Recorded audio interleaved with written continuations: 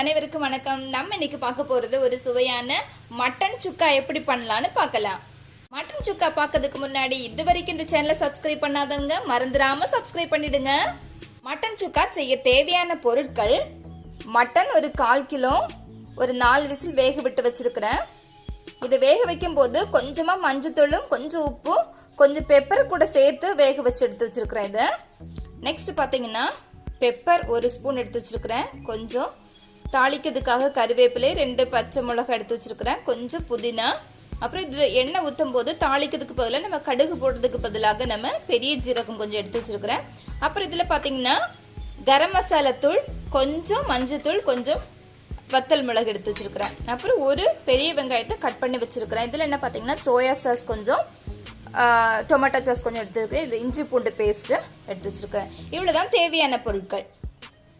அடுத்துதான் நான் stove on பண்ணி ஒரு பேன் அடுப்பில் வச்சுருக்கிறேன். அது சூடாயிடுச்சு. இப்போ கொஞ்சம் எண்ணெய் கொஞ்சம் சேர்த்துக்கலாம். இப்போ எண்ணெய் நல்லா சூடாயிடுச்சு. நான் இந்த டைமில் எடுத்து வச்சுக்கிதானே ஜீரகம் ஆட் பண்ணிக்கிறேன். பச்சை மிளகாய் ஆட் பண்ணிக்கிறேன். இது கூடவே கட் பண்ணி வச்சுக்குதானே பெரிய வெங்காயமும் கறிவேப்பிலை கூட ஆட் பண்ணிக்கிறேன். அப்புறமா இது கூட எடுத்து வச்சுக்குதானே மட்டன் கூட ஆட் பண்ணிக்கிறேன்.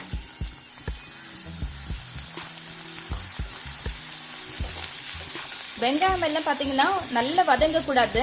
ஏன்னா நம்ம சிக்கன் நிறைய நேரம் போட்டு நல்லா ஃப்ரை பண்ணிகிட்டே இருப்போம். அந்த டைமில் இந்த வெங்காயம் ரொம்ப கரிஞ்சு ஒரு மாதிரி ஆகிடும், பிளாக் கலரில் மாதிரி வந்துடும். ஸோ லைட்டாக இருக்கும்போதே நம்ம இது மட்டன் போட்டுடணும். நீங்கள் மட்டன் பண்ணாலும் சரி, சிக்கன் பண்ணாலும் சரி, பீஃப் பண்ணாலும் சரி, மட்டன் போட்டு கொஞ்சம் நேரம் ஃப்ரை பண்ணிகிட்டே இருந்துட்டு அதுக்கப்புறமா நான் எடுத்து வச்சுக்குதானே மசாலா எல்லாமே ஆட் பண்ணிக்கிறேன். இதில் மஞ்சத்தூள், கரம் மசாலா, கொஞ்சம் மிளகுத்தூள் வச்சுருந்தேன். லாஸ்ட்டாக நம்ம பெப்பர் ஆட் பண்ணிக்கிறோம். ஒரு 5 மினிட்ஸ் நல்லா கிளறி விட்டுட்டே இருந்துருக்குறேன். இனி நம்ம எடுத்து வச்சுக்குதானே சாஸ் எல்லாம் சேர்த்துக்கலாம். ஃபஸ்ட்டு நான் டொமேட்டோ சாஸ் ஆட் பண்ணிக்கிறேன். அப்புறமா கொஞ்சமாக சோயா சாஸ் ஆட் பண்ணியிருக்கிறேன்.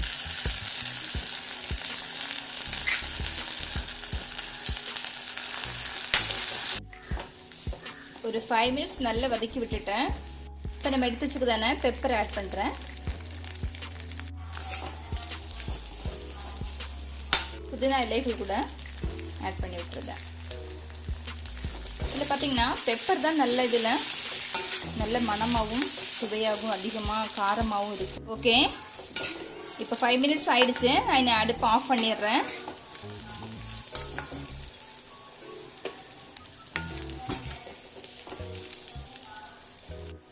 அடுப்பு ஆஃப் பண்ணிவிட்டு வேறு பிளேட்டில் நான் ட்ரான்ஸ்ஃபர் பண்ணிக்கிறேன்.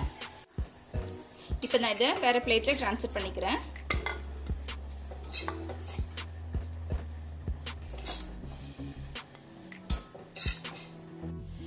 அவ்வளோதான், நம்ம சுவையான மட்டன் சுக்கா ரெடி.